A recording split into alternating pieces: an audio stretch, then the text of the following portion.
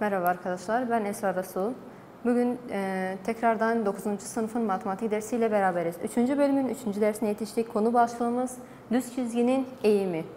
Düz çizginin eğimini daha önceden biz size anlatmıştık. Neydi? Demiştik sadece eğer soruda 2 nokta verirse onun eğimini bulun derse bir kuralımız vardı. Neydi? 2 noktanın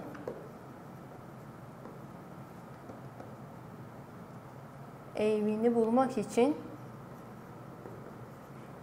diyorduk ki m eşittir y2 eksi y1 bölü x2 eksi x1 değil mi? Bu iki noktanın eğimini bulmak için. Bu sefer bize denklem vermiş. Denklemin eğimini nasıl bulacağız? Ama ondan önce bu denklemlerde bizim iki noktaya ihtiyacımız var. Bir dikey kesişimi bulmak, bir de eğimi bulmak.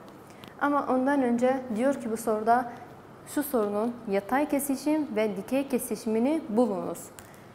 İlk önce yatay kesişimle başlıyorum. Yatay kesişimde ne yapıyorsunuz? Y eşittir 0 yapıyorsunuz. Tamam mı? Soru ne diyor? Bu denklemin yatay kesişim ve dikey kesişimini bul. Soru bu şekilde geliyor.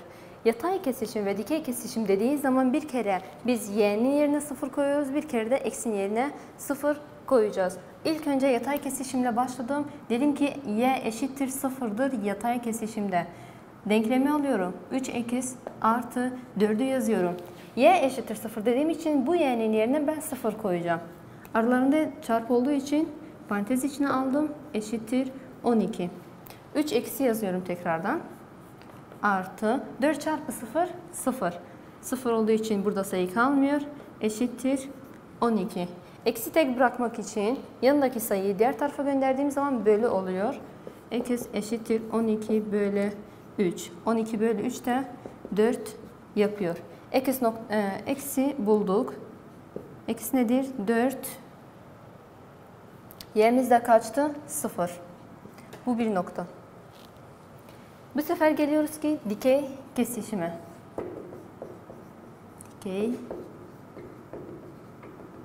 Dikey kesişimde bu sefer eksi 0 oluyor. Tamam mı? Bu niye yazmıyor? X eşittir 0. Peki asıl denklemi tekrar alıyorum. Bu sefer y yerine değil x'in yerine 0 koyacağız. 3'ü yazıyorum. X'in yerine 0 ekliyorum. Aralarında çarpı olduğu için ben parantez koydum. Artı 4y eşittir 12. Yazıyorum hepsini kendisi gibi. Sadece x'in yerine dediğimiz gibi 0 ekledim. 3 çarpı 0 0. Kim kaldı burada? 4y eşittir 12. 4'ü diğer tarafa gönderdiğimiz zaman y yalnız kalmış olur. 4 de bölü olur bu tarafta. Çünkü aralarında burada çarpı var. Y eşittir 12 bölü 4 3. Y'miz burada 3 çıktı. Sıfırımız kaç? Eksimiz kaçtı? 0. Y'de 3 çıkmıştı. Noktamız bu şekilde oldu. Birinci noktamız 4 0. İkinci noktamız da 0 3 noktası. Resimde bizden istemiş mi bilmiyorum ama o çizmiş. Ben de size çizeyim. Kalemler yazmıyorlar. Birinci noktamız neydi? 4 0. X ekseninde 4. Y ekseninde 0. Yani y ekseninde hiç kıpırdamamış. Sadece x ekseninde 4 adım pozitif olduğu için sağa gitmiş. 1, 2, 3, 4. Yani burası. Y'den de yani yukarı aşağı gitmemiş. Y 0. Onun için bu nokta şu nokta oluyor. Bu kesişimde ise y eşittir 3. Pozitif 3 olduğu için 1, 2, 3. 3 adım yukarı çıkmış. X de 0 olduğu için yani sağa sola gitmemiş. Burada kalmış. Şöyle olacak. İkisini birbirine yetiştirdiğimiz zaman bu denklemin eğimi bu şekilde olacak. Tamam mı? Böyle çıktığına göre eğimi Pozitif mi, negatif mi?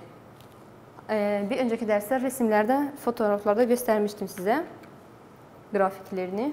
Bu eğim negatif olarak çıkar. Bizim bu örneği de anlamışsınızdır umarım.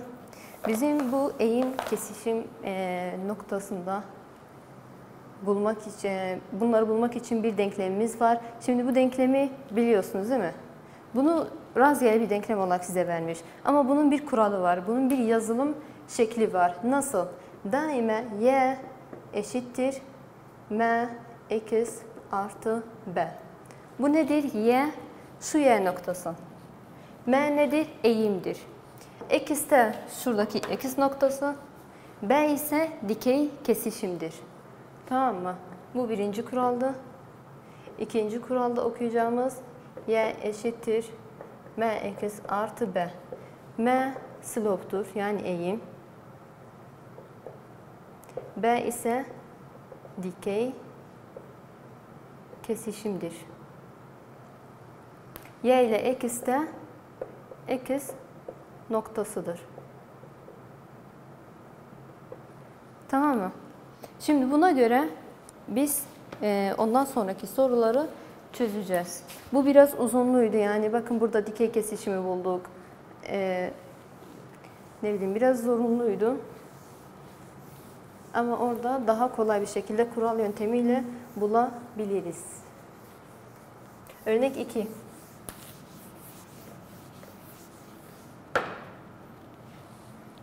Ne diyor? Y eşittir x. Neyi bul? Ben hepsini bir yazayım. Bu A. Diyor ki eğim kesişim denklemi kullanın. Bu eğim kesişim denkleminin kuralı, tamam mı? Eğim kesişim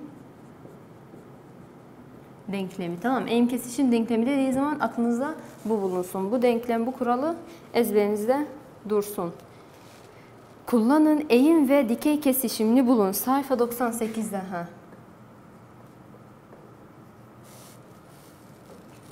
Yazayım soruyu. Eğim kesişim denklemi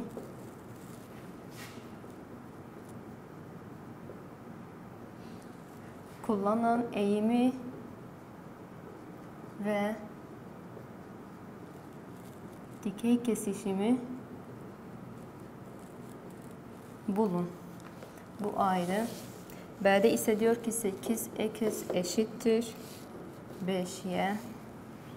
C'de ise 3x artı 7y eşittir 9. Şöyle bakalım. Y eşittir x. Eğim kesişim denklemi kullanarak bizim eğim kesişim denklemimiz neydi? Y eşittir mx artı b değil mi? Y'miz yalnızdı. Y yalnız. Burada da y yalnız mı? Evet. Diyor ki x'in yanındaki sayı eğimdir. Şurada x'in yanında herhangi bir sayı var mı? Yok ama biz biliyoruz ki eğer hiçbir sayı yoksa orada bir var demektir. Değil mi? Gizli bir. Yani hemen diyeceksiniz ki m eşittir 1. Dikey kesişim ise x'ten sonraki artı veya eksiden sonraki bir herhangi bir sayı, sade bir sayı. Peki burada var mı? Yok. Olmadığı için dikey kesişim yani b eşittir 0 diyeceksiniz. Bu kadar. Sadece bu ikisini sizden istiyor. Eğimi ve dikey kesişimi istiyor sizden. Eğim ve dikey kesişimi bulun dedi. Biz de bu verdiği denklemi kuralımıza göre uyuşturuyoruz. Ondan sonra eğimi ve dikey kesişimi buluyoruz. Ama bu denklemde eğim kesişim denklemi kullanarak diyor ya, bizim denklemimiz neydi? Y eşittir mx, yani kuralımız eşittir b. Y yalnız kalması gerekiyordu. Burada y yalnız mı? Hayır. Yanında 5 var. 5'i ben diğer tarafa göndermem lazım y'nin yalnız kalması için. Bunu ters de çevirebilirim. Şu şekilde. 5'i diğer tarafa gönderiyorum. Y eşittir. Ne olur? Böyle olur değil mi? 8 ile 5 arasında sadeleştirme var mı? Yok zaten yok bu tek sayı, asal sayı. Şimdi Hemen y yalnız kaldığına göre m ve b'yi bulabilirim. M demiştim nedir? X'in yanındaki sayı. M aynı zamanda eğimdir. Ezberleyin. X'in yanında kim var? 8 bölü 5. Değil mi? Onu yazacaksınız. B var mı? Yok. Olmadığı için buraya sen 0 diyorsun. Tamam. Üçüncü örneğe geliyoruz. Yine kuralı yazıyorum. Kural önünüzde bulunsun ki hangisinin hangisi olduğunu bilesiniz. Y'yi yalnız bırakmam lazım. Y'nin yanında artı 3x var, bir de çarpı 7 var. İlk önce artı veya eksi diğer tarafa gider demiştim. 7y olduğu gibi yazıyorum. 3x. Bura önünde artı olduğu için buraya geldiği zaman eksi olur. Burada da artı 9'umuz var zaten. Tamam. Sonra 7 var yanında. Çarpı 7 olduğu için diğer tarafa göndermem lazım. Ama diğer tarafta 2 tane terimimiz var. 1, 2. 2 tane terim olduğu için bu 7 gittiği zaman ikisine de gider. Tamam mı? Sadece birine gitmez. İkisine de gider. İkisine de gittiği için ne oluyor? Eksi 3x bölü 7 artı 9 bölü 7. Tamam mı? Denklemlerde daima böyledir. Eğer diğer tarafta 2 tane teriminiz var ise giden sayı ikisine de gider. Çarpı ya da bölüde. İkisine de gittiği için ikisinin de altına bölü 7 yazdık. Şimdi y yalnız mı? Evet. Çözebileceğimiz, sadeleşebilecek herhangi bir sayı var mı? 3 ile 7 sadeleşmez. 9 ile 7 de sadeleşmiyor. O zaman hemen kuralı uygulayıp m'yi ve b'yi bulalım. M demiştik x'in yanındaki sayıdır. X'in yanında eksi 3 bölü 7 var. Olduğu gibi yazıyorsunuz. X dışındaki tüm sayıları yazın, etrafındakileri. B ise demiştik x'ten sonraki artı veya eksiden sonraki sayıdır. Artı 9 bölü 7. Yani bu sayı. Tamam mı? Anladınız mı? Sadece sizden istediği şeyler bu kadar. Kurala göre denkleminizi düzenleyin. Ondan sonra eğimi ve dikey kesişimi kolaylıkla bulabilirsiniz. Örnek 3'ü atlıyorum. Örnek 4'e gelelim. Ama ilk önce diyor ki eğim kesişim denklemini yazmak. Bu sefer bize nokta vermiş. Diyor ki eğim kesişim denklemini yazınız. Eğim kesişim denklemi neydi? Y eşittir m artı b. Bize nokta vermiş sadece. Eksi 3, 1. Örnek 4. Sayfa kaç? 99 olması lazım. Evet. Eksi 3, 1. Ve çok pardon. 2 eksi 1. Diyor ki eğim kesişim denklemini bulun. Ne diyor? 3, 1 ve 2 eksi 1 noktasından geçen düz çizginin eğim kesişim şeklinde yazınız. İlk önce eğimini bulmamız lazım. Bunun için eğim kesişim denklemini yazın. Bize 2 tane nokta vermiş, diyor ki eğim kesişim denklemini yazın. Bizim eğim kesişim denklemi için ihtiyacımız olan şey nedir? Bakalım. Y eşittir m artı b. Kuralımız bu. Bunu bulmak için, bunu yazabilmek için, bunun denklemini yazabilmek için bize lazım olan şey nedir? Y, bir adet y, 2 tane y'miz var. Sorun yok. M istiyor bizden. M var mı? M yok. X lazım. 2 tane x'imiz de var. Bunda da sorun yok. Biliyorsunuz bu x, bu y. Bu 1 olsun. Bu da ikinci nokta olsun. Bir de dikey kesişime ihtiyacımız var. Dikey kesişim var mı? Yok. Bunu da bulmamız lazım. Şimdi ilk önce m'yi bulalım. Neden m'yi bulalım? Çünkü bakın 2 tane noktamız var. 2 tane noktanın eğimini bulmak için bizim bir kuralımız vardı değil mi? Hemen eskiye gidiyorsunuz, o kuralı hatırlıyorsunuz ve m'yi buluyorsunuz. M eşittir y2 eksi y1 eksi 2 eksi x 1 eşittir. Y2 kaç? Eksi 1. Eksi işaretimiz var. Y1 kaç? Y1 burada. Eksi 2. Eksi 2 kaç? 2. Eksi işaretimiz var. Eksi, kendi eksisini unutmayın. Bir de eksi 1'imiz var. O da eksi 3. 2 işareti yan yana gelemeyeceği için parantez araya koydum. Eşittir. Eksi ile eksi toplanır ama eksi işaretini olur. İki eksi arasında çarpı işareti var. Parantez var. Eksi ile eksiyi çarptığımız zaman artı oluyor. 2 artı 3 5 oluyor. Yani eğimimiz kaç?